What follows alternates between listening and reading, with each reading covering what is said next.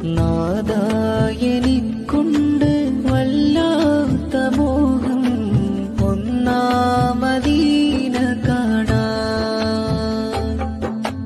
മഹറും നൽകിയ ഇക്കാന്റെ കൈ പിടിച്ച് ആ മണ്ണിൽ ചേർന്നിടാനാ. ബഹറുകൾ താണ്ടി ജീവന്റെ പാതയെ കൂട്ടി യാത്ര പോണം. മക്കത്തെ പള്ളിയിൽ ഇക്കാന്റെ കൈ പിടിച്ച് തവാഫൊന്നു ചെയ്തിടണം.